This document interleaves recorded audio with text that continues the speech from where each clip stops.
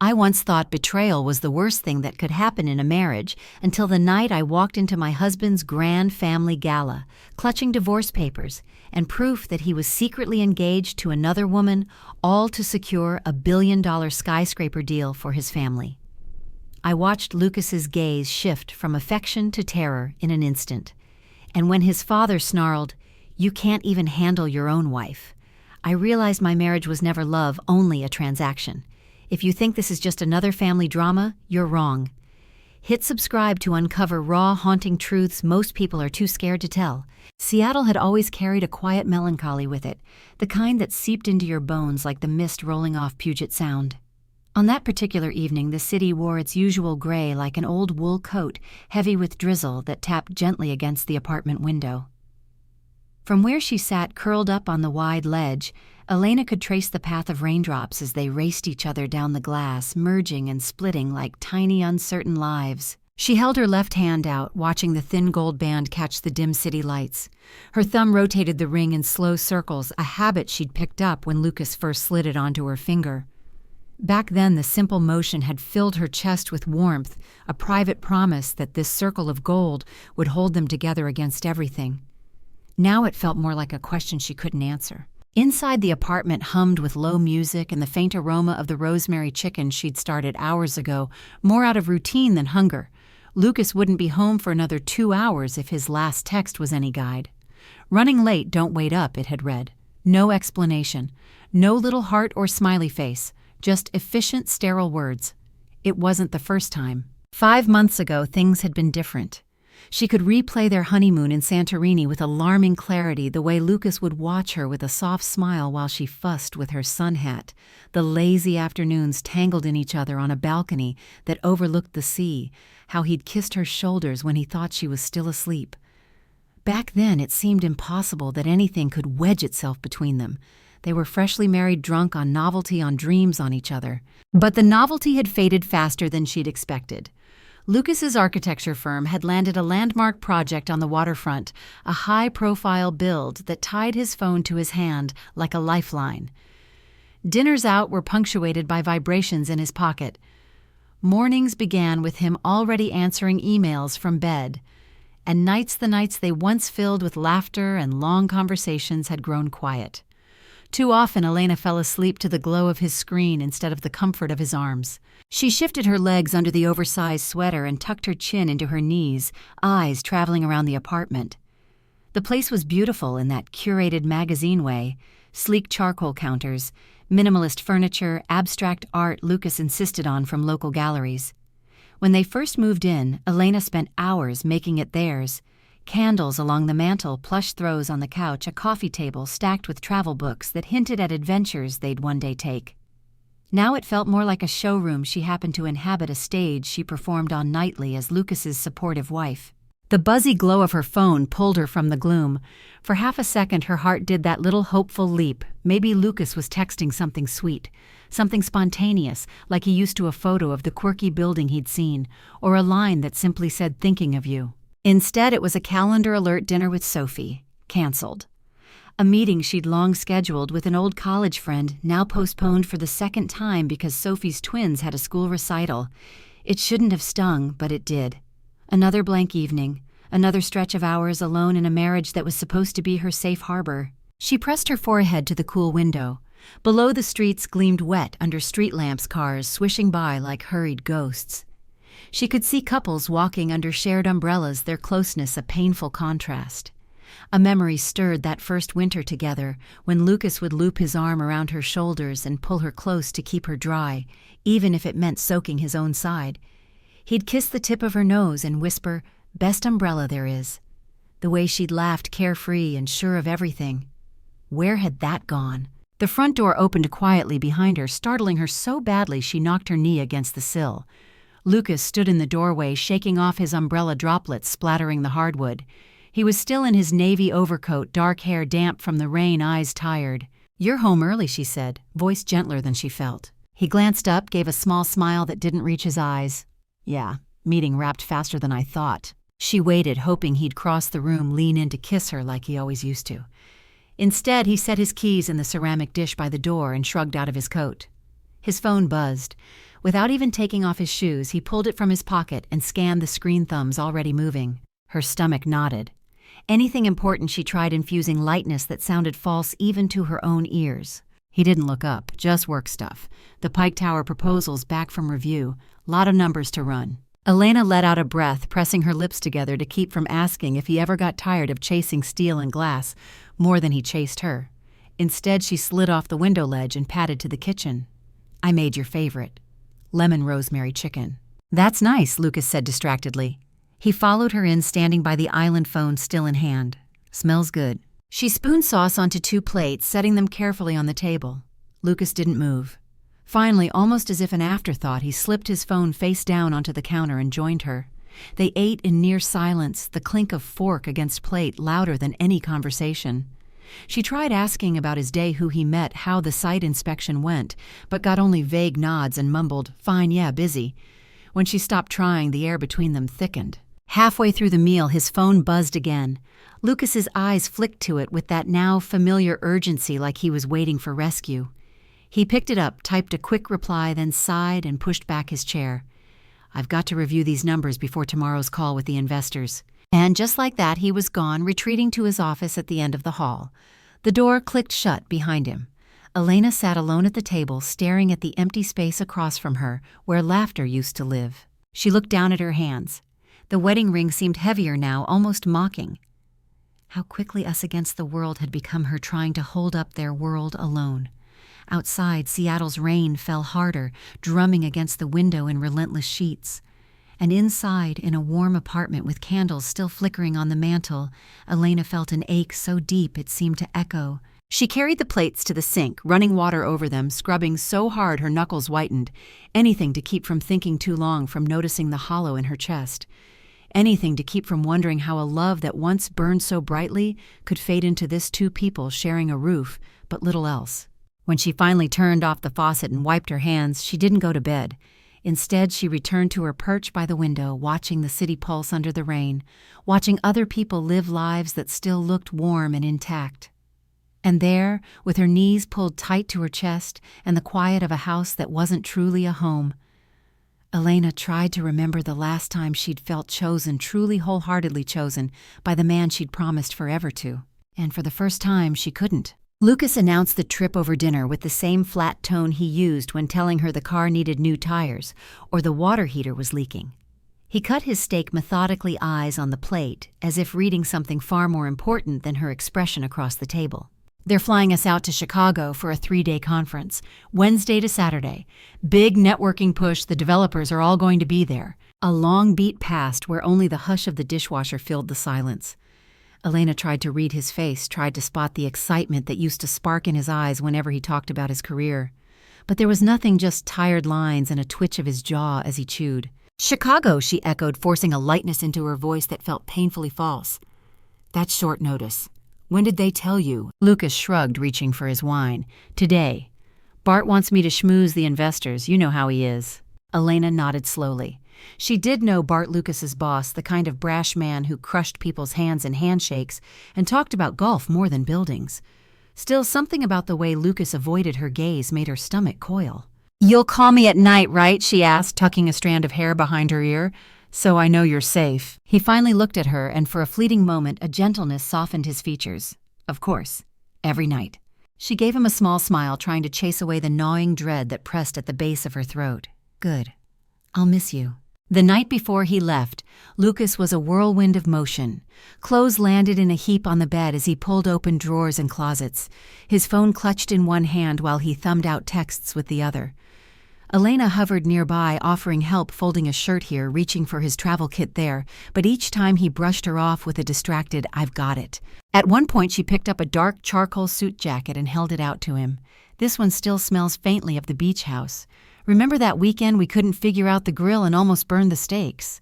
Lucas's lips twitched. "Yeah, let's pack the navy instead." He took the jacket from her and turned away, leaving her standing there with memories that felt like paper ash, fragile and already disintegrating. Elena watched him meticulously roll ties and press them into the suitcase. His movements were precise, almost too careful, as if rehearsing for an audience that wasn't her. She wanted to ask him to sit down, to just breathe with her for a moment, to remind her that the space between them was only temporary, a blip caused by work stress and travel, not a sign of something splintering.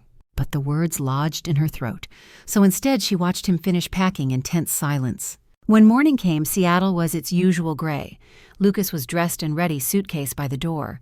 Elena lingered on the threshold, arms looped loosely around his waist, chin tilted up. "You'll send me pictures, won't you?" she teased, trying to lighten the heaviness pressing between them. "Show me the fancy hotel room, prove you're not living on granola bars and black coffee." Lucas smiled faintly and kissed her forehead. "I'll text, don't worry." Something in the way he said it, a mechanical calm that didn't quite match his tight grip on the suitcase handle, sent a fresh spike of unease through her.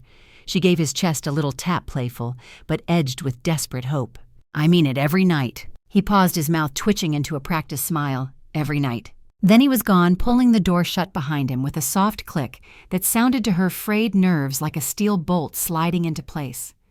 Elena stood there for a moment, hand on the knob, listening to his retreating footsteps echo down the hallway. When silence finally settled in, it seemed to seep into her bones. Hours trickled by in a shapeless blur.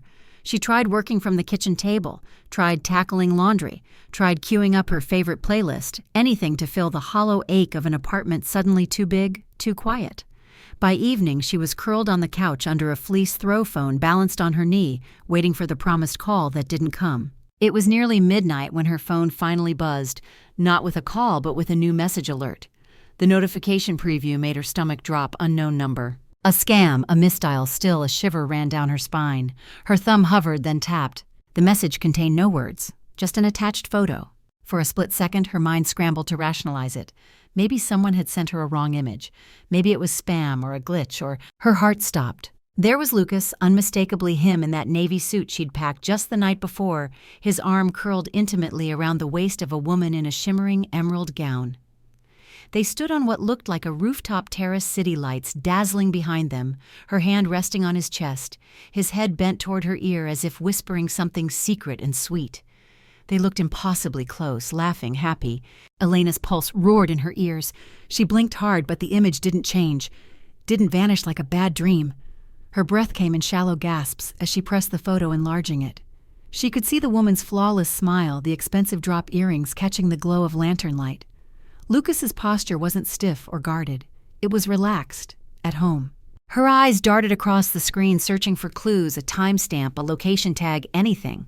But there was nothing. Just the silent, damning evidence of her husband entwined with someone else in a moment that looked achingly tender. Her phone buzzed again, jolting her. Another message from the same unknown number. "Ask him about Chicago." She nearly dropped the phone, her fingers icy and trembling. Her body felt unmoored, like the floor had fallen away beneath her. She pressed a hand to her chest, feeling her heart hammer so hard it hurt. For a few fragile seconds, she stayed there on the couch, clutching the phone to her chest, rocking slightly, as if to comfort herself. Then in a raw, cracked whisper, she said it out loud to the empty apartment. "That was the moment my world fractured, the exact second I realized the man I loved might be living another life entirely. And I was just the unwitting ghost haunting its edges." She squeezed her eyes shut, hot tears spilling over. Somewhere beyond the walls of their perfect modern apartment, rain battered against the windows, and insistent percussion that sounded eerily like distant applause. Applause for what? A well-played betrayal, a tragedy unfolding exactly to script. When she finally opened her eyes, the photo was still there, bright and crisp on her phone screen, more real than anything else in her unraveling life. The ring on her finger felt like a shackle. Her breath caught, and she realized she was already mourning something that wasn't even officially gone yet. Not gone, just exposed. The terrible difference was that now she could never unsee it, never unknow it, and that knowledge cut deeper than any blade. Elena spent the first few hours after receiving that anonymous photo trying to breathe. It was ridiculous, really, how something as small as a message on a screen could feel like a hand closing around her throat, cutting off air. She set her phone down, picked it up again, zoomed into the picture until the pixels blurred, as if by distorting it, she could change its meaning. But no matter how she tried, it didn't become a misunderstanding. Lucas was unmistakable. His easy lean into the woman's space, the half-smile he wore when he thought no one was watching. She knew those small telling details better than anyone. Still, her mind scrambled for excuses. Maybe it was staged. Maybe it was an old photo. Maybe he was just being polite, caught mid-laugh at something innocent. She told herself she'd never even seen him wear that particular tie before, though a painful crawl through her own social media revealed a photo from a fundraiser last winter, Lucas beaming at her wearing that exact tie. The realization sliced deeper. She paced the apartment, every step echoing in the quiet like an accusation. It was past midnight. Her dinner plate still sat abandoned on the table, the food congealed and cold. Finally, she retreated to the bedroom, crawled under the heavy duvet, and lay on her side, staring at the wall. Sleep didn't come, just thoughts barbed and relentless. By morning, she'd talked herself halfway back into denial. In the shower, hot water cascading over her shoulders, Elena replayed Lucas's calm smile at the door the way he'd promised to call every night. It had sounded sincere. He wasn't a good liar. She'd always believed that. Maybe someone had it out for him, for them. Some cruel prank business rivals could be petty, especially with money on the line. She clung to that idea all the way through blow-drying her hair, all the way through pulling on her black trousers and silk blouse. By the time she arrived at the office, the edges of that possibility had already begun to fray. Because when she saw her reflection in the elevator doors, eyes bruised with fatigue, shoulders hunched as if bracing for a blow, she didn't see a woman in a healthy marriage. She saw someone waiting to be proven wrong, even if it destroyed her. At her desk, Elena forced herself to smile. She answered emails, led a strategy call about an upcoming campaign, even made small talk in the break room with a new hire who complimented her shoes. From the outside, she probably seemed fine, efficient, pleasant, the kind of manager who'd send thank you notes after projects. But inside she was fracturing. Each time her phone buzzed, her stomach flipped. But it was never Lucas. Not even a text to say he'd landed in Chicago or to comment on the weather the way he always did. The silence felt loaded. At lunch, she sat alone in her office with a salad she barely picked at, scrolling through old photos on her phone. There they were in Cannon Beach last summer.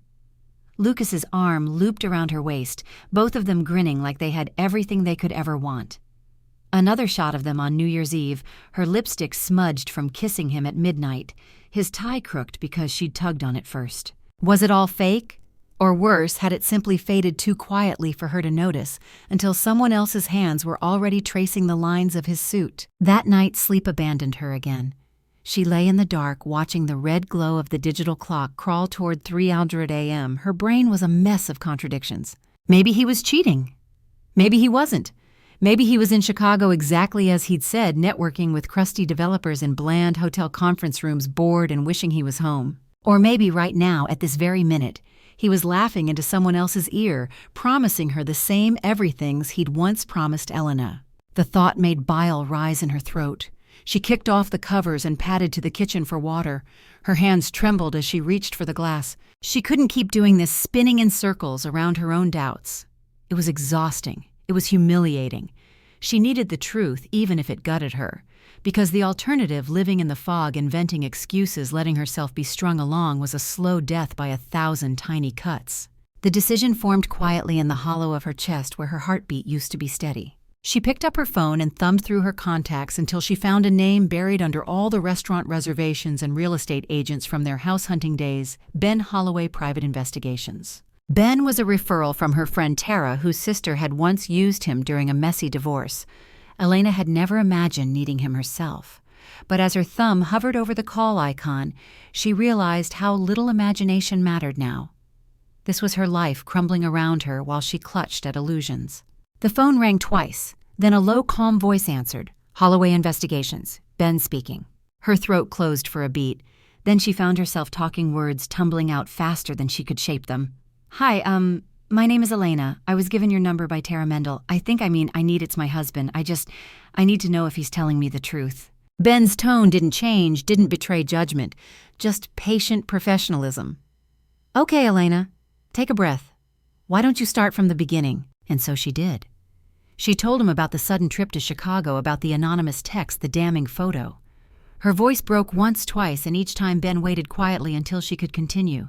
When she finished, there was a pause, not the awkward kind, but the thoughtful, calculating kind. I can start right away, Ben finally said. You'll want to forward me that image and any travel details he's given you. I'll see what I can dig up.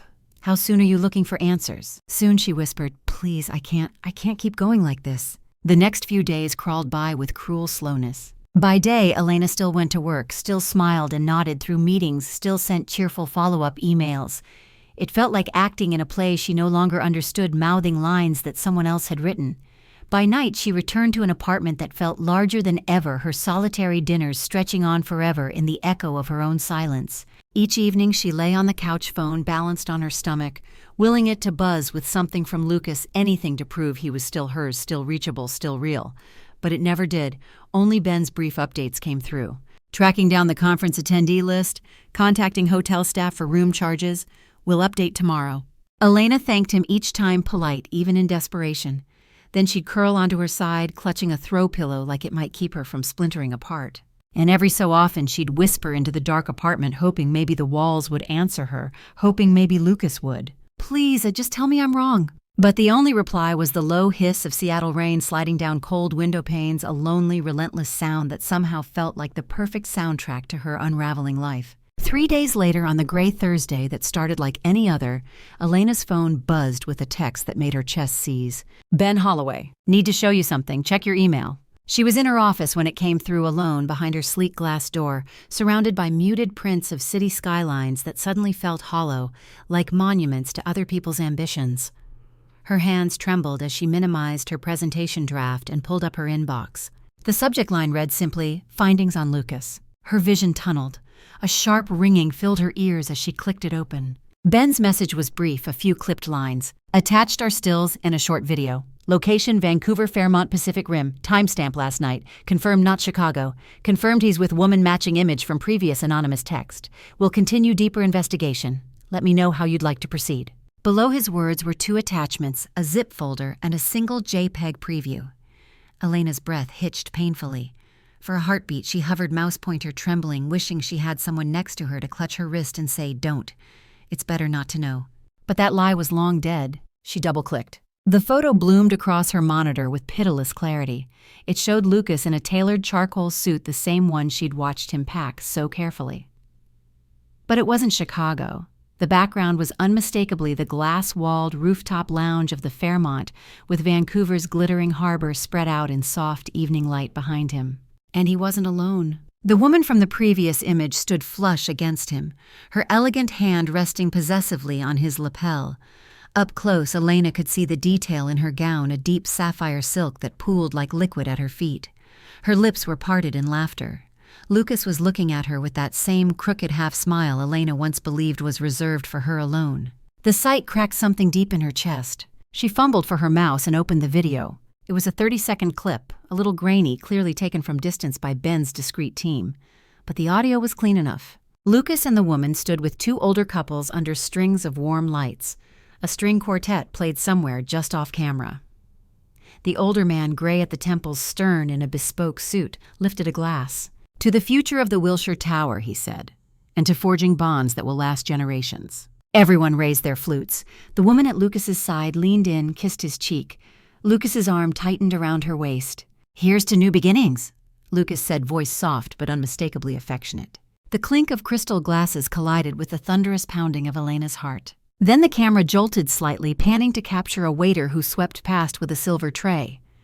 As the focus cleared again, Elena caught sight of Lucas's hand sliding lower on the woman's back, fingers splayed possessively, almost intimately. She slammed her laptop shut so hard her coffee rattled off the edge of her desk and shattered on the floor. For a long time she couldn't move. Her breathing came in short, sharp bursts, chest hitching like she'd been punched. The office around her tilted and she gripped the edge of her desk until her knuckles turned white, fighting the dizziness. Tears pooled hot and heavy, blurring everything. "He's in Vancouver," her mind screamed. "Not Chicago, not in meetings, not yours. And with someone else, not just in the casual, fumbling way of a man led astray by fleeting temptation. No, this was orchestrated, formal. He was aligning himself with the daughter of some empire, a family powerful enough to guarantee him contracts, towers, legacies she'd once naively thought they'd build together. Elena stumbled to the door, turned the lock, then collapsed in her chair with her head in her hands. Sobs tore free in violent, soundless spasms that shook her entire frame. They were the kind of tears that went beyond heartbreak, primal, body-deep wails that felt ripped from some ancient, wounded part of her soul. When she finally raised her head, mascara streaked down her cheeks. breath coming in raw little gasps. The fluorescent office lights above seemed cruelly bright. Her mind clawed for rationalizations had he been forced into it. Was this some business charade? But the video's warmth, his private laughter, the way his hand settled so confidently at that woman's hip, none of it spoke of duty. It was want. It was promise. She thought of all the times Lucas had said, "You're my home, Elena." Of the small domestic rituals they'd built, movie nights sprawled on the couch, Sunday pancakes where she burned the first batch, and he teased her for days. Of the way he'd pressed his forehead to hers on their wedding night and whispered, "No matter what happens, it's us." That memory felt dirty now, like a lie she'd been complicit in repeating by believing. Her phone rang on their desk, making her flinch violently. It was Ben. She let it go to voicemail, too raw to manage words, but his text came through seconds later.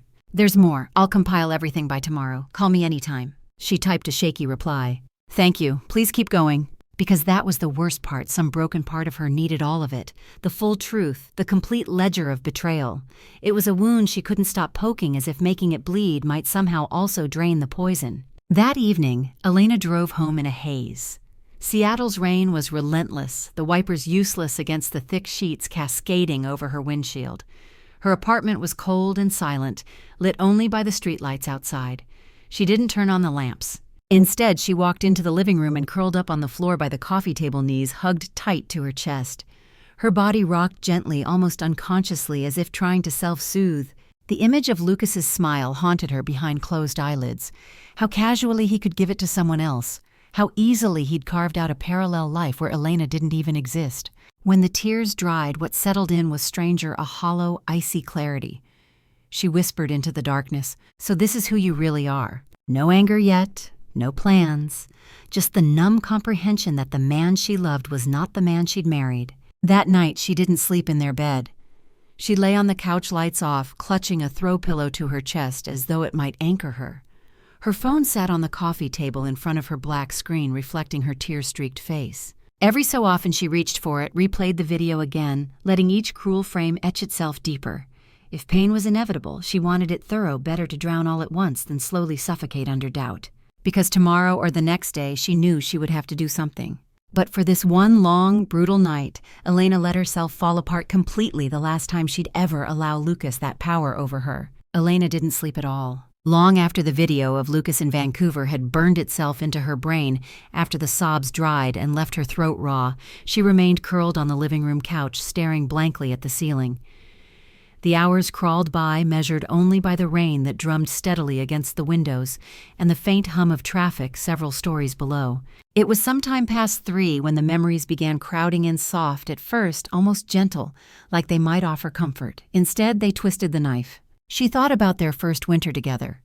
The night he took her hand and led her around the holiday market by the Space Needle. Warm glog and paper cups lights reflecting in his eyes as he pulled her into a slow dance right there between vendors. How afterwards he'd wrapped his scarf around both of them and whispered against her hair, "I could stay like this forever." Then the first Christmas with his family. She'd been so nervous standing on their grand front porch with a bottle of Cabernet tucked under her arm palms, sweating inside her leather gloves. Lucas squeezed her hand before ringing the bell. It'll be great, he'd promised. But it hadn't been. Not exactly. His mother greeted her with a polite smile that didn't quite reach her eyes. His father asked about her job, nodded vaguely, then spent the rest of dinner discussing municipal bonds with Lucas's uncle. His sister Jaime complimented her earrings, then immediately turned to show her own diamond studs to their mother. Elena had spent most of the evening quietly nibbling cheese crackers, smiling at jokes she didn't understand, laughing on cue, pretending she didn't notice when conversations carried on around her like she was a ghost. And every year after that was some version of the same. Easter brunch, where she ended up in the kitchen helping the housekeeper arrange pastries while the family huddled in the study to talk big-picture investments. Summer barbecues that ended with Lucas on the patio with his father, both men gesturing over blueprints while she sipped lemonade alone by the pool. The realization landed like a cold, heavy stone in her gut. She had always been an outsider. Even 5 years in, even after the wedding, after the mortgage papers, with both their names. She'd lived so long hoping to be absorbed into Lucas's world, so sure that one day his mother would pour her an extra glass of wine and pull her in conspiratorially, or that Jamie would invite her on a sister's weekend. It never happened, and now she understood it probably never would have. Around 4:30, Elena pushed herself off the couch and walked barefoot to the bedroom. She opened the closet, trailing her fingers across Lucas's shirts lined up by color, still faintly carrying his cedar cologne. Each crisp collar might have been a blade. She sat on the edge of the bed, clutching her phone. What did she have left if she didn't have this life, this neat, curated existence she'd helped build, the parties, the couple photos on vacation, the fancy kitchen island where she'd once dreamt of her kids doing homework someday? But what did it mean, really, if Lucas was willing to gamble all of it for a handshake deal brokered on the back of another woman, her chest seized with a mix of grief and fury? She thought of his hand on that stranger's waist, a stranger Elena now realized wasn't really a stranger at all. She was Lucas's strategy, his golden ticket. By 6, dawn was barely prying apart the sky, but Elena already felt like she'd lived 100 lifetimes since the night before. She opened her laptop with slow, deliberate hands. She searched for divorce attorneys in Seattle, bypassed the ones with flashy Google ads and smiling stock photos. She wanted someone lethal, someone whose reviews mentioned words like relentless and devastating. Finally, she found a name: Margot Levinson, specialized in complex asset protection and high-net separations. The testimonials under her profile were razor-edged. Margot made sure my ex walked away with nothing but his yacht. She anticipated every dirty trick before it landed. I slept soundly for the first time in months, knowing she was on my side. Elena copied the number, heart thudding so hard it nearly drowned out her thoughts. Her hands trembled as she dialed. Margot herself answered on the 3rd ring, her voice low and smooth with the crisp efficiency of someone who'd long ago stopped coddling fragile egos. "Elena, tell me everything from the beginning," Margot said after Elena stumbled through a teary introduction. For 20 minutes, Elena recited her story: the sudden trip to Chicago that was really Vancouver, the photos, the video, the way Lucas had carefully packed like a man staging an alibi. Her voice quavered, broke, then hardened as she spoke. Margot didn't interrupt, just made the occasional scribble sound in the background. When Elena finished, there was a beat of silence. Then Margot said, "You've done the hardest part by facing it. Now let me protect what's yours." The words made Elena crumple forward, tears of relief soaking her palms. For the first time since the photo arrived, she didn't feel entirely defenseless. They moved quickly. Margot guided her through steps that felt both surreal and terrifying, pulling records of jointly held accounts, combing through the property deeds, discreetly transferring her pre-marriage inheritance, the condo her grandmother had left her, which Elena had rented out for passive income, into a single-member LLC. Margot filed paperwork that cloaked assets under a holding company with Elena as sole manager, all perfectly legal, all airtight. At each milestone, Margot's emails ended the same way. "Trust me, we're ahead of him. Stay silent. Let him believe you're still his loyal wife." The instructions felt like daggers against her old instincts. For years, Elena had tried to earn Lucas's love with openness, with vulnerability. Now she learned to weaponize secrecy. Each step gave her a strange, somber power, like fitting together armor she didn't want to wear but knew she needed. By the time the week was out, Elena's nights were still sleepless, but her mind raced for different reasons. The hurt was still there, raw and jagged, but layered now with a coiling sense of strategy. She found herself running over old conversations with Lucas, the moments he'd steered her out of certain investments because it's simpler this way, or times he'd gently redirected family financial discussions so she wouldn't be burdened by the paperwork. Now she understood he'd always positioned her slightly outside the center, just enough that it would be easier to cut her loose if ever convenient. That realization left her icy, almost eerily calm. In the dim glow of the hallway lamp one night, she stood in front of their wedding photo. Lucas was beaming at her in a crisp black tuxedo, hair wind-tossed eyes sparkling like he couldn't believe his luck.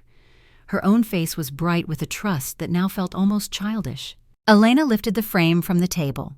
For a second, her thumb brushed Lucas's smiling face.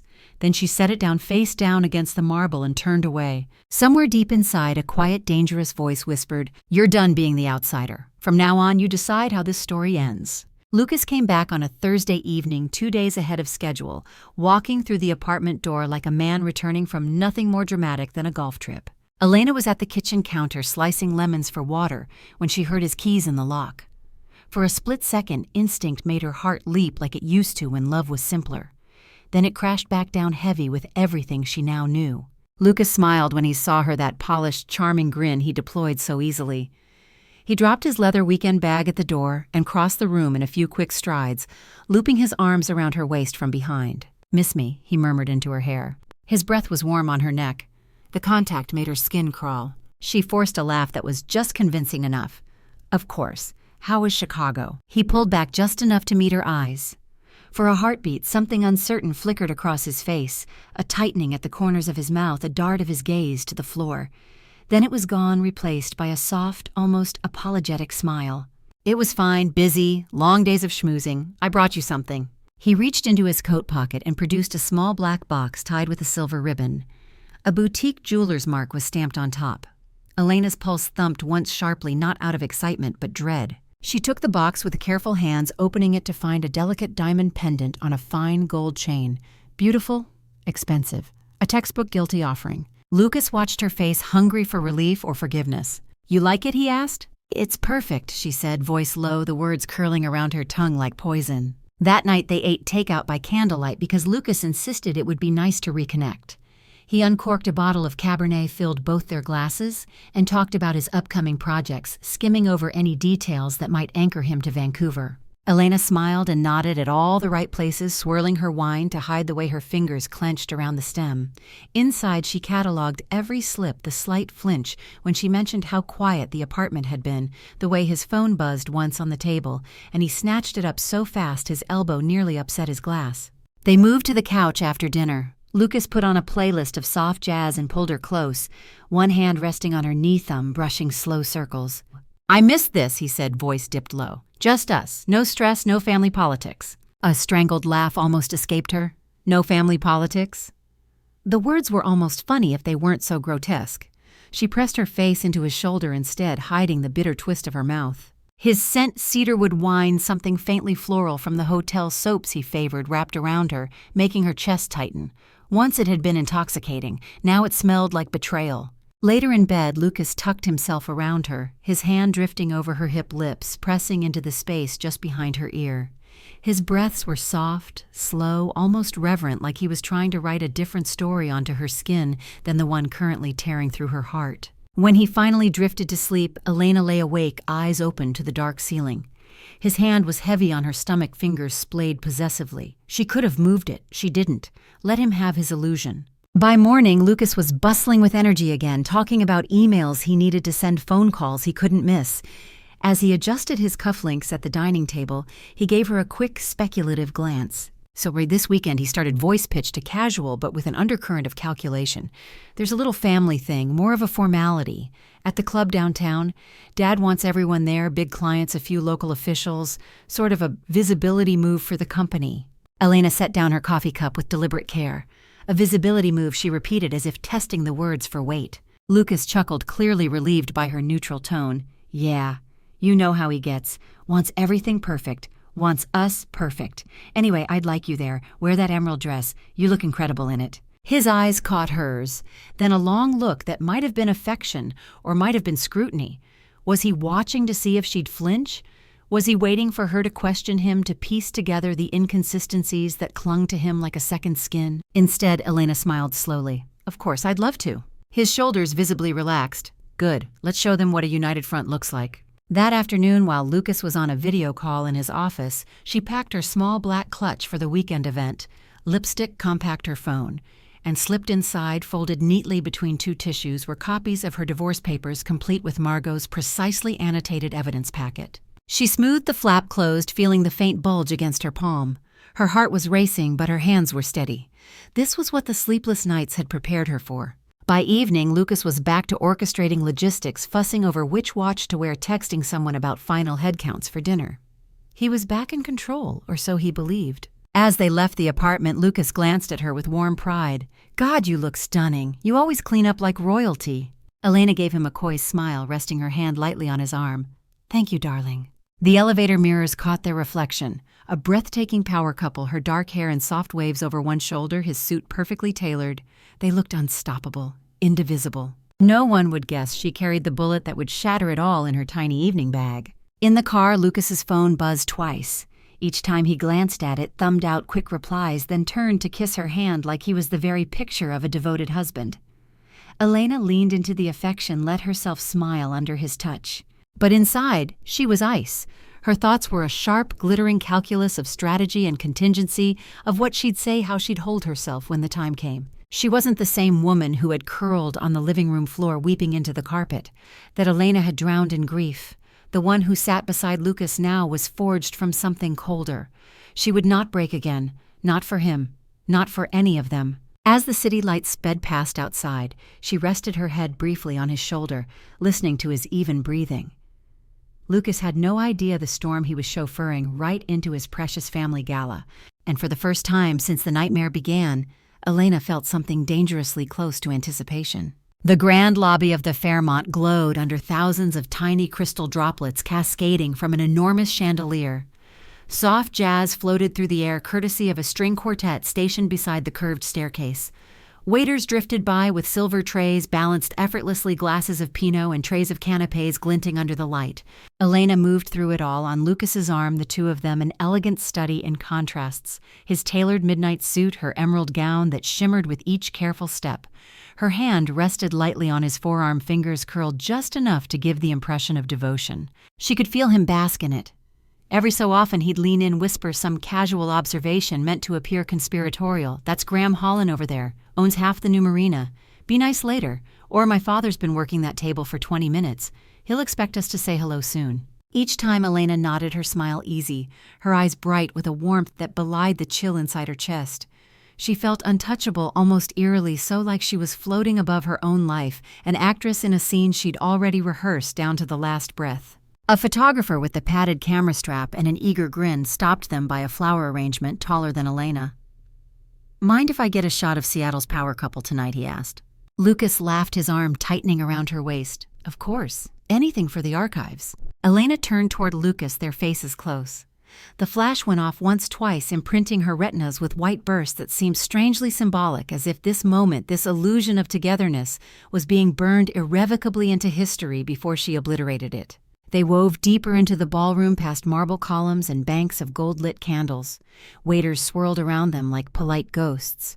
A pianist tucked in the corner rolled through Debussy with such delicate skill that each note seemed to tremble against Elena's skin. Then she spotted them, Lucas's father, standing near the back bar, deep in conversation with a tall man whose salt and pepper hair was slicked back, eyes dark with calculation. On the woman's arm next to him was someone Elena recognized from the photos, the same sapphire dress, the same practiced bright laugh. The future father-in-law Lucas hoped to impress. The man behind the Wilshire Tower contract. Lucas's father beckoned them over with a subtle raise of his glass. Lucas immediately straightened his hand on Elena's back, guiding her forward as if he were maneuvering a prized showpiece into view. "Time to earn our keep," he murmured, tone low and wry. Her stomach twisted, but she let him steer her heels, whispering across the lush carpet. Introductions were made in that slick, jovial style of men used to discussing millions over tiny napkins. Hands were shaken, shoulders clapped. Someone made a joke about Seattle's rain driving up umbrella stalks.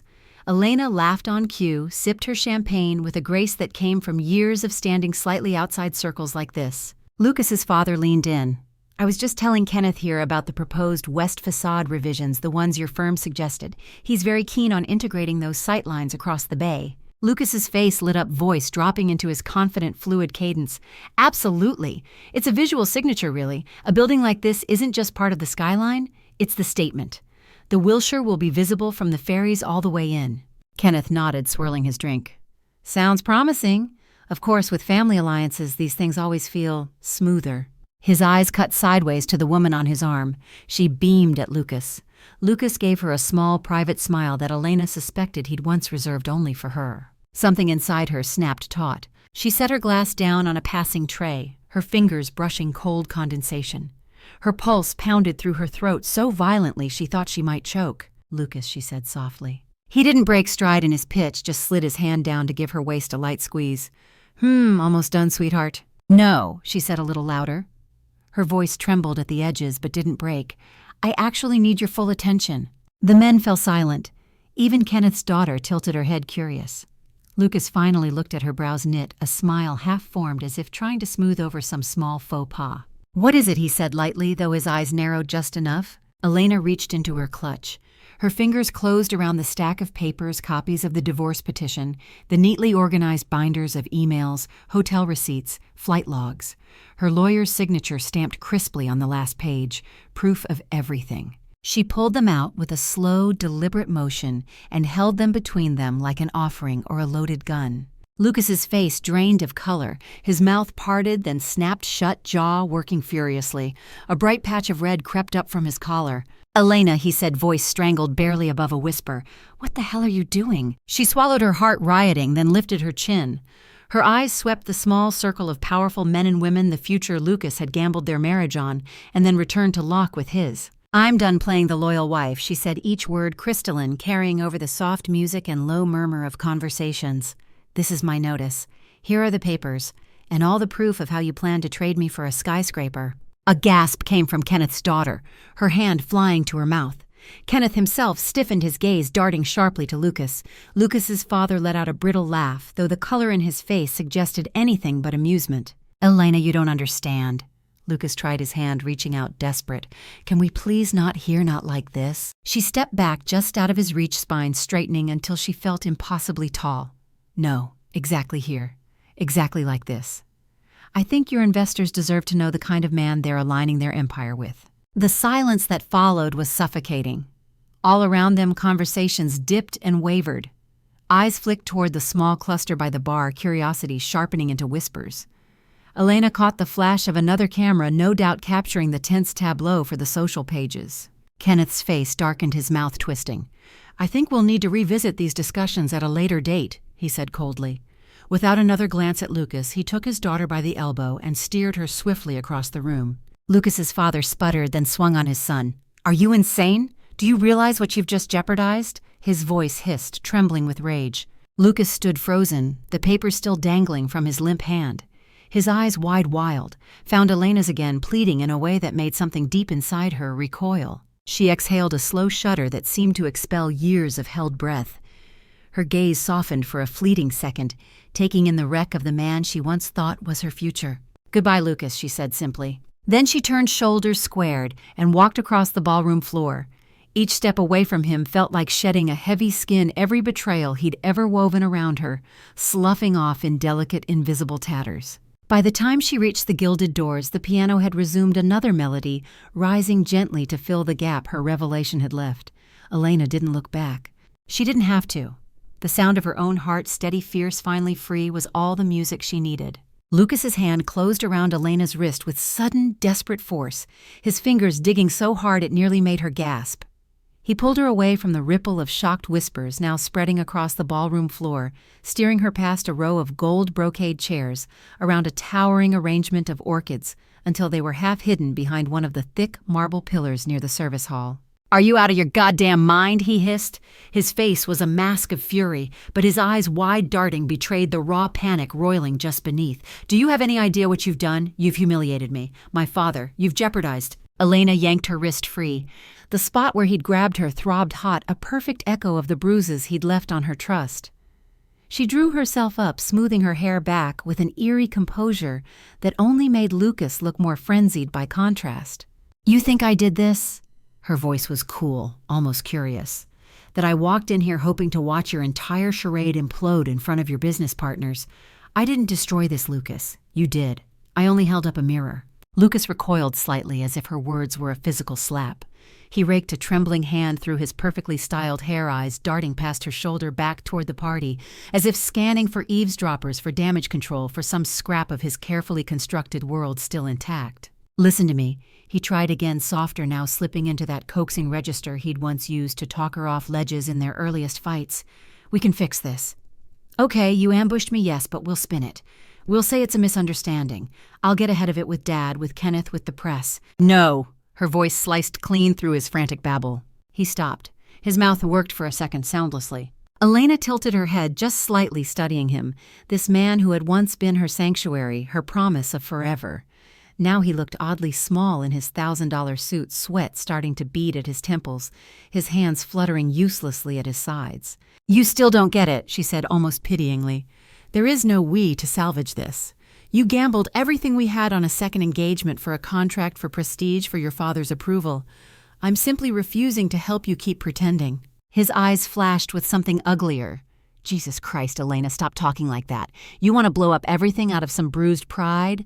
You want to drag me down in front of the entire industry because you're hurt." "Not hurt," she corrected quietly. "Not anymore, just done." Lucas let out a strangled noise that might have been a laugh or a growl. He leaned in so close she could smell the bitterness of wine on his breath, his words a frantic rush. "You're going to ruin us. Do you understand that me, my family, all the work we've put into this merger? You've made me look weak, unstable. They'll back out. The tower won't get built. Everything I've built." "I didn't make you weak," Elena interrupted, her calm so absolute it nearly made him flinch. "You were always willing to trade integrity for opportunity. That's not on me. I just pulled back the curtain." A sudden bark of laughter rang out behind them. Lucas went rigid. Elena turned to see his father standing there heavy-set in a dark pinstripe suit, his mouth twisted into a sour sneer. "Is this the circus that's supposed to guarantee our future?" "Lucas," his father said, voice crackling with disdain, "you can't even manage your own wife.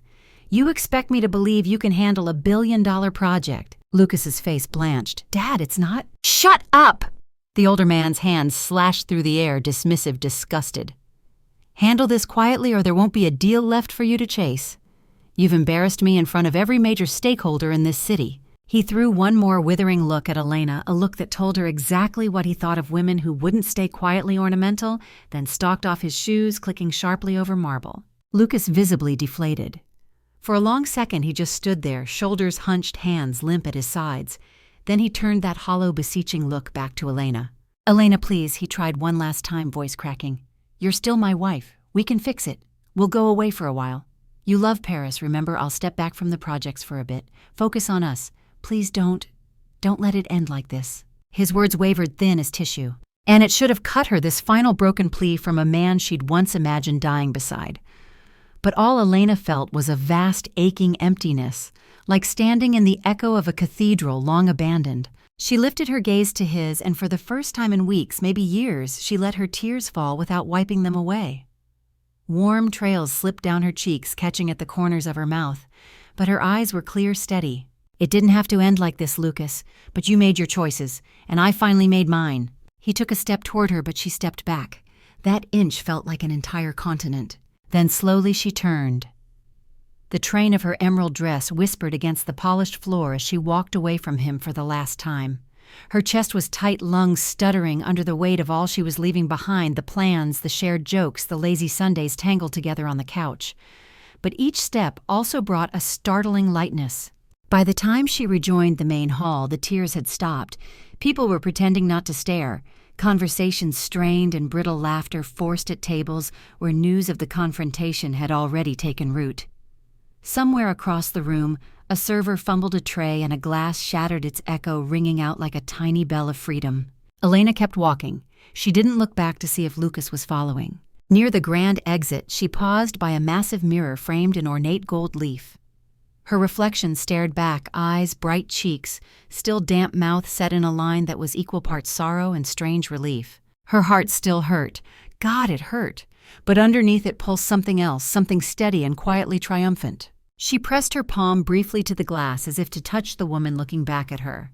Then she let it fall, shoulders squaring, spine straightening. Outside, the night was cool, scented with fresh rain and spring blossoms from nearby planters. She sucked in a deep breath, felt it bloom painfully in her chest, then exhale with a long shudder. The doorman gave her a small, uncertain smile as he hailed a cab. Elena returned it, the corners of her mouth tipping up ever so slightly. When the taxi pulled up, she slid inside without hesitation. As it rolled away, she didn't glance back at the grand hotel or the life unraveling behind its gilded doors. Instead, she rested her head against the window, eyes fluttering shut. For the first time in years, her breaths came evenly unbroken by the constant dread of wondering if she was enough for someone who was never worthy of her to begin with. She didn't know exactly where this new road would take her, but she knew with a calm certainty that settled all the way to her bones. She was finally free. The summons arrived in a thick ivory envelope delivered by a somber courier who wouldn't meet Elena's eyes. She accepted it calmly, even thanked him, then closed the door and leaned against it, the weight of the papers suddenly immense in her hand. Lucas was suing her. The irony was almost laughable if it didn't make her stomach churn. Her lawyer Margot read through the complaint with brisk efficiency, flipping pages so quickly the paper snapped. Her mouth curled in faint contempt. "He's claiming you misled him about the structure of your LLC investments," Margot summarized dryly. "That you orchestrated a scheme to shield assets during the marriage, effectively defrauding him out of his rightful share." Elena sat across from her, spine, rigid fingers locked tight in her lap. "So he's the victim now," she murmured. Her voice was small, stunned despite everything. "Darling men like Lucas always paint themselves that way when they lose control," Margot said, voice like silk over steel. She leaned forward, her eyes glittering with the kind of predatory delight that made Elena exhale for the first time all morning. "Luckily for us, we have something he doesn't." "Proof," Elena said. Margot's smile sharpened, mountains of it. The courtroom was cool, severe, paneled in dark wood that seemed to swallow sound. Elena sat at the polished table beside Margot, her emerald blouse peeking out beneath a fitted black blazer. Across the aisle, Lucas hunched next to his attorneys, hair slightly disheveled, eyes darting nervously around the room. When he risked a glance her way, Elena held his gaze. There was no triumph in her, just an exhausted finality. If anything, she pitied how small he looked now, the man who had once seemed invincible now reduced to anxious fidgets and whispered consultations. The opposing counsel went first, spinning an elaborate narrative that Lucas had entered the marriage with good faith, that Elena's private financial moves amounted to deception, that she'd systematically funneled assets into shell structures to cut him out. Lucas stared straight ahead, jaw clenched so tight the muscles twitched.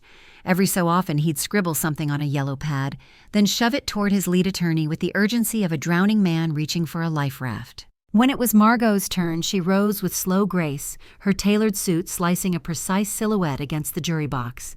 She began by laying out a calm, methodical chronology, the prenuptial agreements, the joint accounts that Elena had always allowed Lucas to access the investments, started long before they married, that had grown under her separate business license. Then she paused, pivoted, and with a small nod to the bailiff signaled to bring in the larger blow. A screen flickered to life at the front of the courtroom.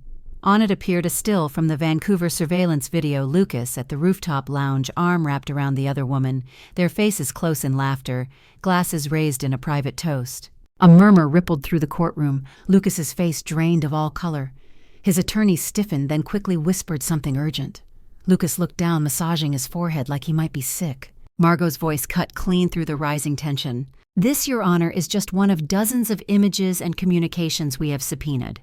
They paint a picture not of a deceived husband, but of a calculated partner who sought to leverage an affair and potential second engagement to secure a billion-dollar deal for his family's company, while simultaneously undermining my client's trust, both personally and financially." She advanced toward the judge's bench, her heels striking deliberate notes against the marble. "We also have testimony from private investigators as well as copies of messages between Mr. Fletcher and his family discussing the strategic benefit of aligning with Ms. Harrington's father.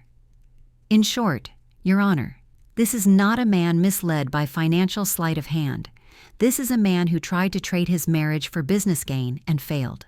Lucas's attorney sputtered objections, calling the evidence prejudicial, irrelevant to the question of asset distribution. But Margot was unflinching, pressing point by point how fidelity clauses and documented financial transparency undercut every angle of Lucas's claims. At one point, Lucas's father was even called to testify via video conference, looking irritated and bored, offering clipped non-answers that only underlined the calculated nature of the so-called merger Lucas had been chasing. Elena watched it all unfold with her hands clasped loosely on the table, her pulse a steady drum in her ears. She didn't shake, didn't look away. Each piece of damning evidence that lit up the screen felt like a bandage being ripped off an old wound, sharp, painful, but also cleansing. When it was all over, the judge sat back, his lined face unreadable for a long moment. He flipped through notes, adjusted his glasses. Then he cleared his throat. "This court finds overwhelming evidence that Mr. Lucas Fletcher engaged in extramarital conduct which materially damaged the trust essential to the marital contract. Given the documented history of Ms. Elena Fletcher's independent business holdings prior to and during the marriage, and given the deliberate concealment of his outside relationship for personal and professional gain, the court rules to uphold Ms. Fletcher's ownership of said assets. Additionally, punitive considerations for legal fees will be awarded to Ms. Fletcher." A stunned hush fell. Even the bailiff seemed to exhale. Lucas's shoulders sagged. His lawyer put a hand on his arm, half steadying, half restraining. Margot reached over under the table, giving Elena's hand a quiet, firm squeeze. "Breathe," she murmured. And for the first time since that anonymous photo had detonated her life, Elena did. A deep, shaking breath that seemed to unfurl every tight place in her chest. Her eyes stung with tears not of loss, but of staggering, grateful relief. Outside the courthouse, the spring air was unexpectedly warm. Reporters clustered by the steps, eager for statements. Margot intercepted them with a calm hand gesture, shielding Elena as they moved past flashing cameras and shouted questions. At the curb, a black sedan waited. As Elena slid inside, she looked back once. Lucas was still on the steps, a lone, defeated figure surrounded by his attorneys and a flurry of microphones. He looked up just then, as if feeling her gaze. For a second, their eyes met. Something wordless passed between them, a heavy mutual acknowledgement of everything they'd both lost, and what at the end of it she had managed to salvage. She gave a small nod, almost imperceptible. Then the driver pulled away. In the quiet of the car, Elena leaned her head back against the leather seat. The city blurred by outside her window, each block carrying her farther from the wreckage of the life she'd once thought was all she ever wanted. Her phone buzzed. A message from Margot. "Official filings complete by next week. You'll be free in every sense." Elena typed back 2 simple words. "Thank you." Then she turned off her screen, folded her hands in her lap, and closed her eyes, letting the gentle motion of the car and the low hum of traffic cradle her. She realized she was finally heading somewhere new on her own terms, with her own future intact and brilliantly, terrifyingly hers. It was a gentle Thursday morning when Elena signed the papers that would officially give birth to something far bigger than her heartbreak. The conference room was sunlit, floor-to-ceiling windows looking out over the Seattle skyline, the early light catching on the ripples of Elliott Bay beyond. The table was a sleek slab of white oak covered now in neat stacks of legal documents bearing the elegant letterhead of the Anna Foundation. Named for her mother. Elena traced the printed name with her fingertip before lifting her pen. Her signature unfurled across the bottom of the page with a flourish that felt startlingly final. Not like endings, but beginnings. Across from her, Margot offered a small private smile. The notary clicked her stamp with an audible thunk, making it official. "It's done," Margot said softly. "The trust is seated, the bylaws filed. By next quarter, you'll be funding your first survivor grant. This will change lives, Elena." For a moment, Elena couldn't speak. Her throat felt too tight.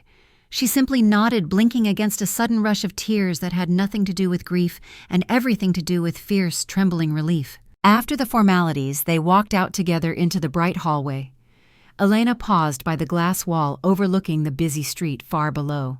People moved like tiny, purposeful dots. Cars threaded through intersections, life carrying on in millions of directions, entirely unaware of the wars waged in private hearts. Margot squeezed her arm. "Most people just fight to escape. You're building something to pull others out with you. That's extraordinary." Elena exhaled a shaky laugh. "It doesn't feel extraordinary. It feels necessary, like breathing." Margot's answering smile was all-knowing pride. "That's why it matters." They parted in the lobby. Margot off to a new client with tears still fresh on her collar, Elena left standing by the marble columns clutching the sleek portfolio that contained the official charter for the Anna Foundation. At home, the apartment was quiet, filled with afternoon shafts of light that sliced across the dark floors. On the entry table, the first thing Elena saw was a simple silver frame.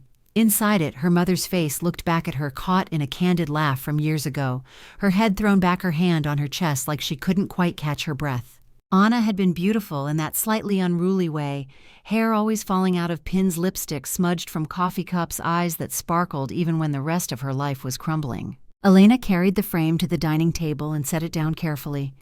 Then she sank into the nearest chair portfolio, still clutched in her lap, and just looked at her mother. She remembered the way Anna used to sit at the kitchen table in their tiny apartment, twisting her wedding ring around and around her finger, her face caught in some private sadness.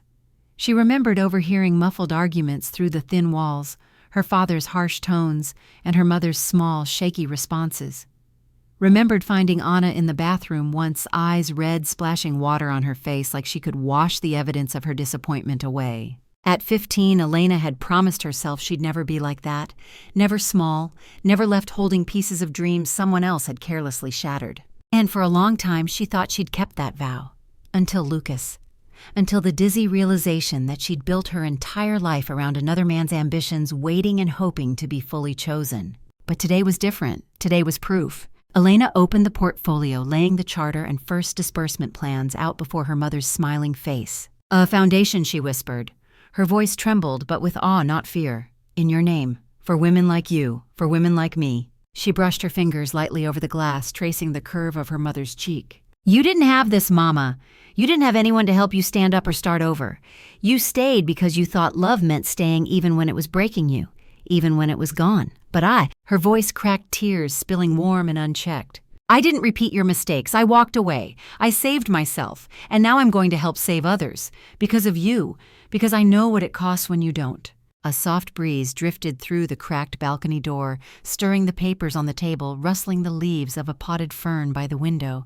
It felt impossibly like Anna was there listening, smiling, that same, slightly crooked, endlessly patient smile. Elena let her tears come not from pain anymore, but from a strange, tender gratitude. For survival, for second chances, for the gift of being able to reach back and pull someone else forward out of darkness. When she finally stood, she felt lighter. Her shoulders no longer carried the hunched weight of betrayal, of shame or guilt. They squared with something steadier, a sense of purpose so sharp it almost glowed. In the mirror by the door, she caught her reflection, eyes bright, even rimmed in red, mouth soft but set. She didn't look broken. She looked reborn. Later that evening, Elena sat cross-legged on her couch, a notebook in her lap. She was sketching out ideas for the Foundation's first support program: job retraining, grants, therapy, stipends, safe short-term housing. Each word felt like another stone laid in the foundation of something solid, something unstoppable. Her phone buzzed with an email notification. It was from a small local shelter she'd reached out to, offering to fund emergency stays for women fleeing sudden breakups or domestic disputes. The director's words glowed on the screen. "You're going to give them hope, Elena. Sometimes that's the only thing that saves them." She closed her eyes, pressing the phone briefly to her heart. A warm, trembling breath escaped her lips.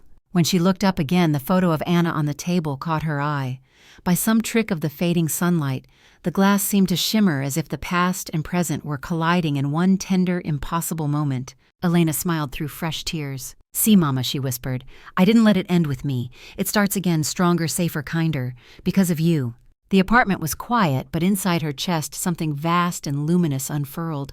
Like forgiveness, like legacy. Like love reborn in the precise shape it should have always taken, a hand reaching back steady and sure to lift another woman out of the dark. Outside, the first stars had begun to pierce the dusk. Elena gathered up her plans and set them carefully beside Anna's photo. Then she poured herself a glass of water, carried it to the balcony, and leaned against the rail. The city stretched out below, alive with tiny lights, each one a story, a heart still beating, a chance yet to be taken. And for the first time in years, Elena felt not just free, but powerful. She closed her eyes, let the cool evening air kiss her face, and breathed in the future, bright, unbroken, and entirely hers to shape. The little house by the lake had always felt like a promise she'd made to herself. Elena bought it at 26 flush with her first real commission check, after years of living in cramped apartments that never quite felt like hers.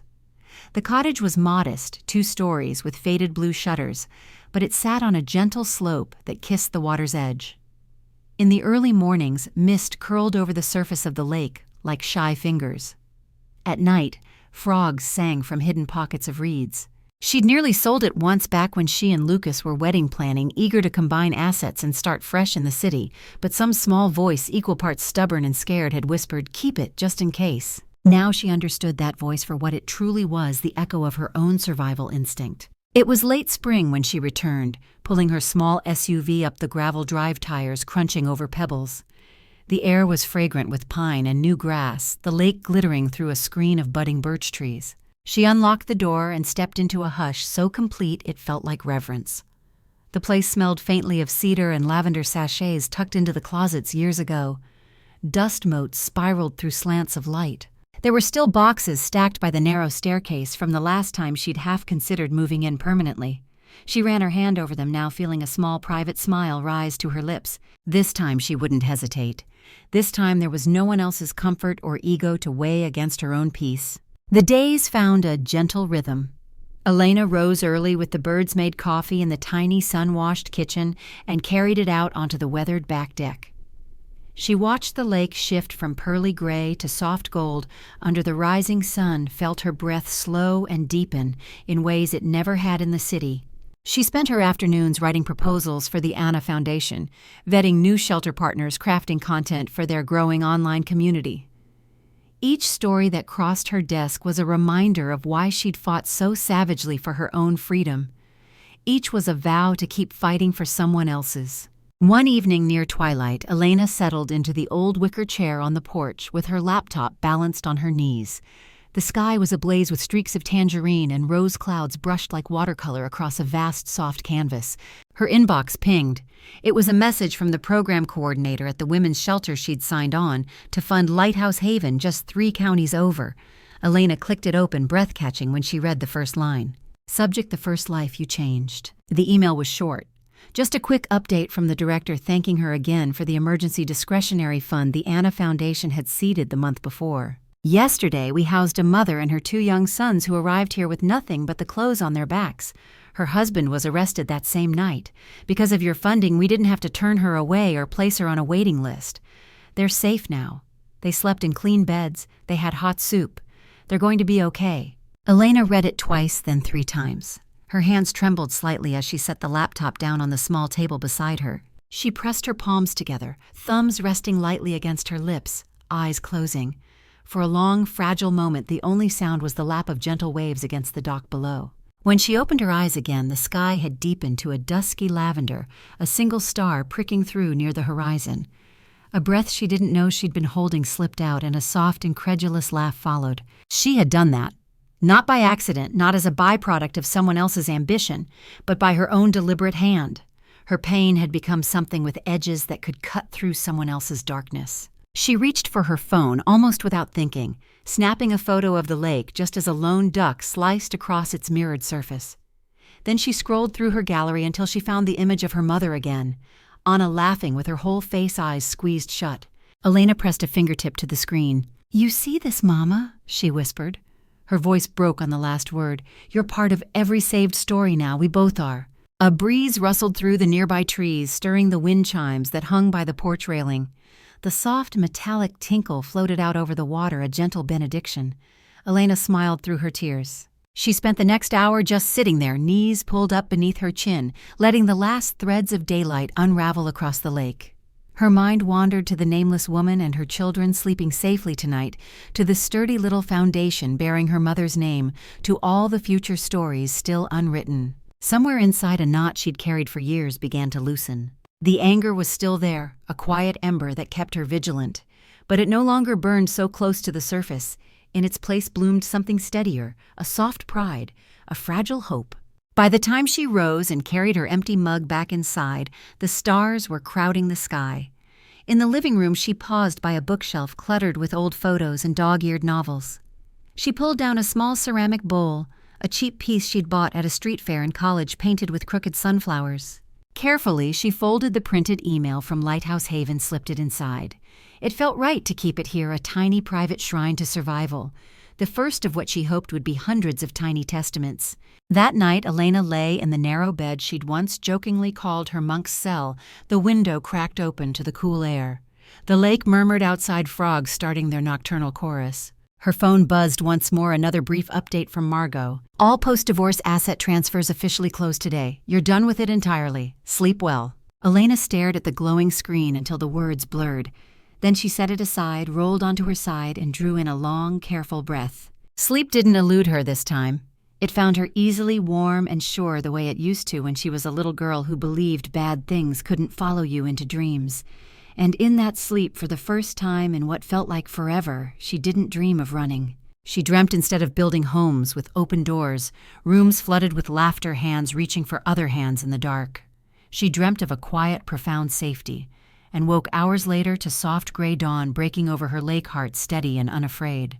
It was a late Sunday afternoon when Lucas showed up unannounced at the lake house. Elena was on the porch, curled in her wicker chair with a novel she hadn't really been reading, her eyes drifting often to the still, glassy surface of the lake. The air smelled of lilacs from a bush by the steps, the sun beginning its long descent casting golden bars through the birch trees. She didn't hear a car, just the sound of gravel shifting under cautious feet. When she looked up, Lucas was there standing at the edge of the yard with his hands jammed into his pockets.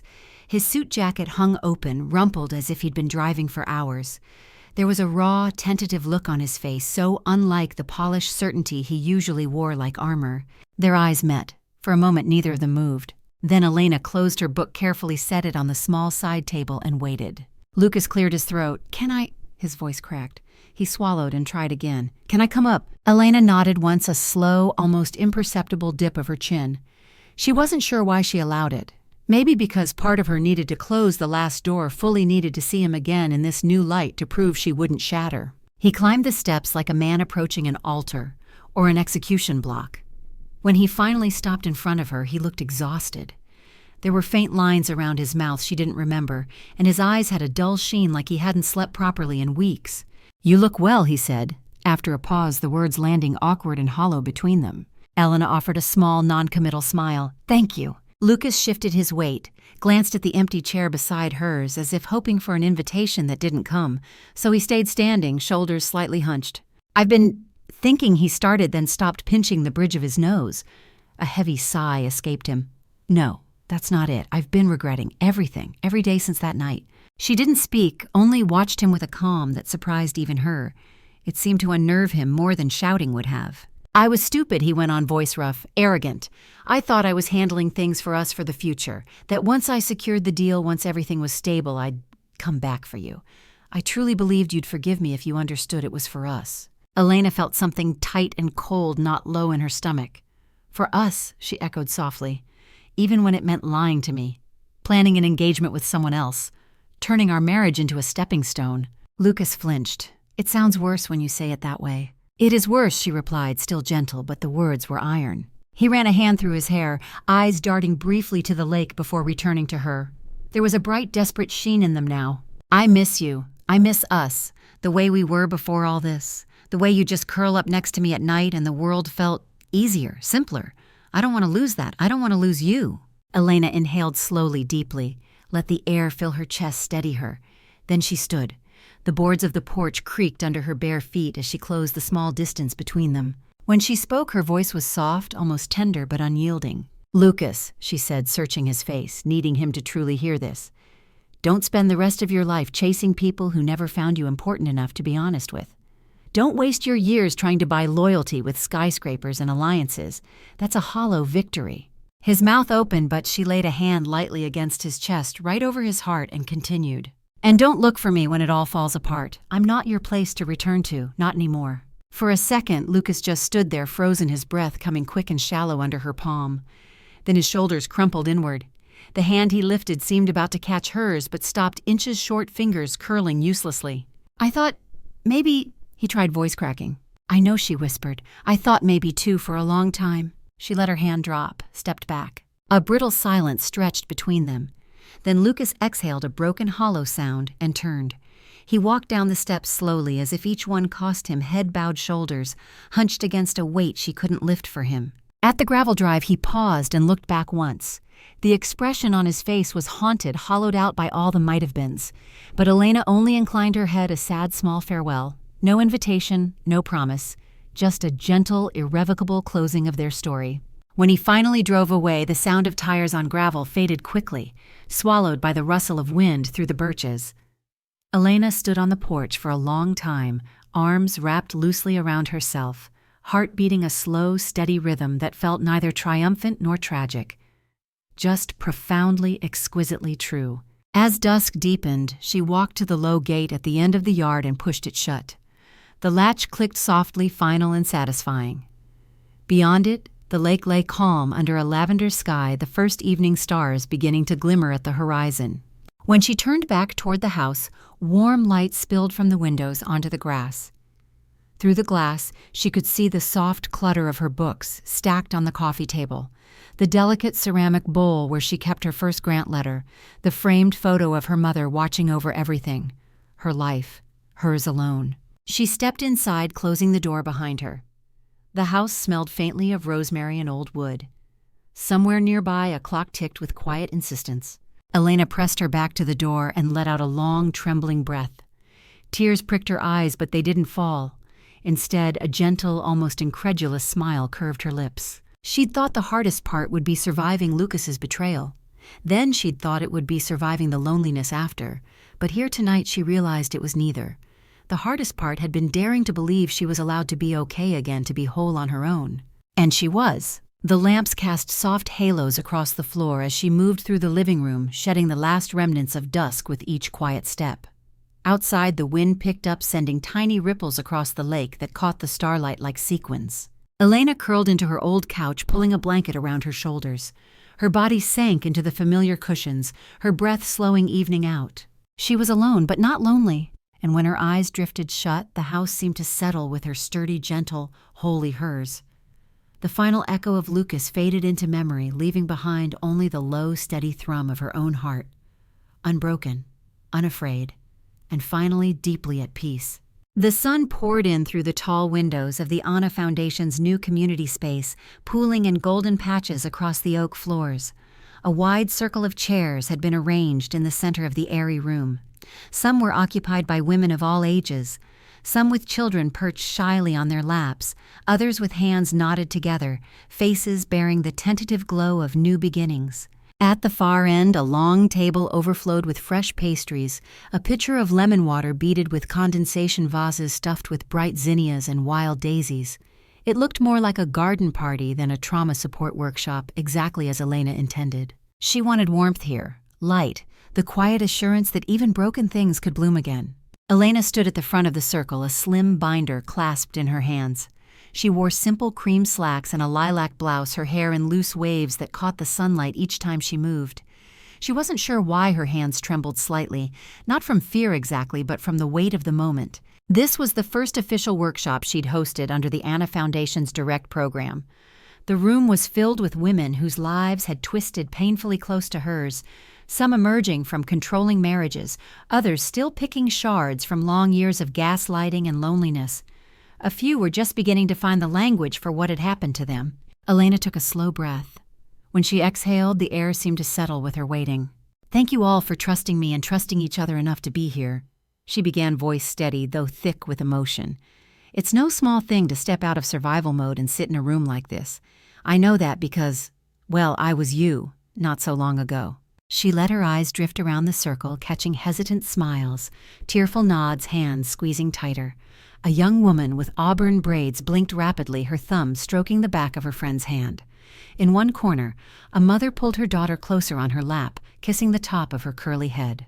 Elena continued, her voice dropping lower, intimate, as if confessing a precious secret. "When my marriage ended, it wasn't a graceful exit, it was a collapse. I thought it was the death of everything I'd built, my dreams, my security, my sense of who I was, but it turned out to be something else." She paused, pressing a hand to her chest. "It was a doorway. A very painful, splintery doorway, but it led me somewhere I never would have gone otherwise, back to myself, back to the parts of me that had grown small to fit inside someone else's shadow." A hush settled over the group, the kind of quiet that wasn't emptiness but profound listening. Outside the windows, a breeze stirred the leaves of a sprawling oak, dappling the walls with shifting patterns of sun and shade. "You don't have to be fearless to start over," Elena went on. "You just have to be unwilling to stay lost. Betrayal feels like an ending, but sometimes it's the only way out of a life that was never meant to hold you." A sound broke the stillness, a soft, almost disbelieving laugh from one side of the circle. Then a woman with short gray hair and deep smile lines reached out, curling her fingers around the hand of the woman beside her. Their joined hands rested gently on a thigh, anchored together. The young mother with the curly-haired child wiped her eyes. Her daughter, sensing the tremor, patted her cheek clumsily. The room was thick with something electric, painful, and incandescent all at once. Elena closed her binder with a quiet click and let it drop to her side. "Today isn't about reliving your worst stories," she said, her smile trembling. "It's about telling new ones. It's about remembering that your worth isn't decided by who failed to see it or who was too afraid to honor it. It's decided by you, by us right here, choosing each other's light, choosing to stand up and try again." When the session broke for coffee, laughter slowly replaced tears. Small groups formed by the windows and snack table voices growing lighter with each passing minute. 2 teenagers scribbled on the big paper banner that read, "Your future is unwritten." Nearby, the woman with auburn braids gently rested her head on her friend's shoulder, both of them giggling over something private. Elena stood by one of the massive window panes, her hands tucked loosely in her pockets, simply taking it all in. The way these women moved toward each other, despite all the reasons they'd been given to guard themselves. The way sunlight caught on tears and turned them into tiny jewels. A voice recorder discreetly perched on a shelf to capture material for the Foundation's upcoming campaign picked up Elena's final reflection, spoken softly but with crystalline conviction. Sometimes, she said, her eyes sweeping over the room, over these bright, imperfect, unstoppable lives, betrayal isn't the end of your story. It's the only door out of a house that was burning down around you. It's the start of discovering just how strong, how free, and how fiercely alive you can truly be. Her voice caught. She let the tears fall, this time unashamed. "And look at you now," she whispered half to herself. "Look at us all." From outside the building, the camera slowly pulled back. Through the wide, gleaming windows, Elena stood framed by sunlight, surrounded by women who were laughing, crying, hugging, holding hands. The kind of raw joy and safety that couldn't be faked, couldn't be stolen by any man's betrayal, couldn't be erased by any court ruling. The shot widened, capturing the brick facade of the Anna Foundation's community center, modest but sturdy, with pots of marigold spilling gold and orange across the steps. The sign above the door shone clean and proud. Further still, until the entire block came into view, cars humming by, a dog barking faintly down the street, ordinary life carrying on. And in one bright room at the heart of it all, a woman once broken stood whole again, beaming through her tears, her laughter mingling with dozens of others. It was not triumph in the traditional sense. No dramatic music swelled, no applause echoed through grand halls. It was simpler, truer. A life rebuilt not on the fragile promises of another person's love, but on her own ironclad choice to rise. As the shot faded to soft gold, Elena's final words lingered, the thread tying every unraveling part of her story together into something strong enough to stand. Sometimes, her voice said, calm and sure, the most devastating ending is the only way you ever find the courage to become exactly who you were meant to be. And then, just before the screen slipped to black, she laughed again, free and bright sunlight pouring around her like a blessing, as if she'd finally remembered what it felt like to truly live.